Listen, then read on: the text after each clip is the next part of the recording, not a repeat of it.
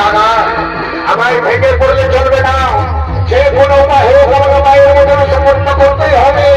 কিন্তু কিভাবে? হ্যাঁ, মনে করেছে ওরে ভাই লক্ষণ, আমরা যখন একসঙ্গে ছোটবেলায় খেলে বেড়াতাম, মা ভাই কি বলে ডাকতো চলতে জানি? হ্যাঁ দাদা, মা বলতো এসে আমি তো তোর চক্ষু থেকে মনের মধ্যের মতো। হ্যাঁ ভাই লক্ষণ, আমি আর মায়ের সেই মতো ছোট মতো করলে আমার চোখে অসর্গ করে মায়ের মায়ের বস্তান চলে দেবো। ও ভাই সেই শ্যামসনে সেই শ্যামসনে আমার চোখে অসর্গ করে আমি মায়ের মায়ের বস্তান চলে দেবো।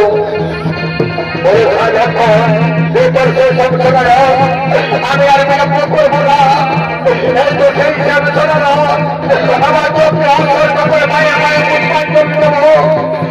আমি আর বিলম্ব না করে চাকরিটা পর্যন্ত শুনবো, চাকরিটা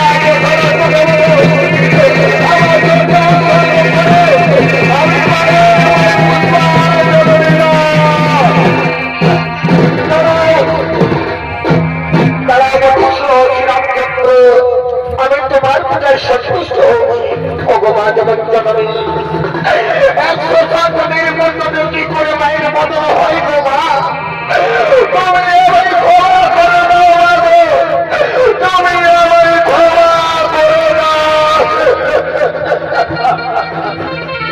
শ্রীরামচন্দ্র যে বৎস তোমার সেই সাজি থেকে হারিয়ে যায় নীলকণ্ঠ আমার হাতে ধরা রয়েছে।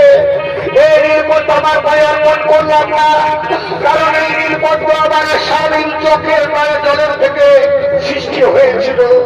তাই এই নীলকণ্ঠ আমার পায়ে অর্পণ না করে আমি আমার হাতে তুলে নিয়েছি।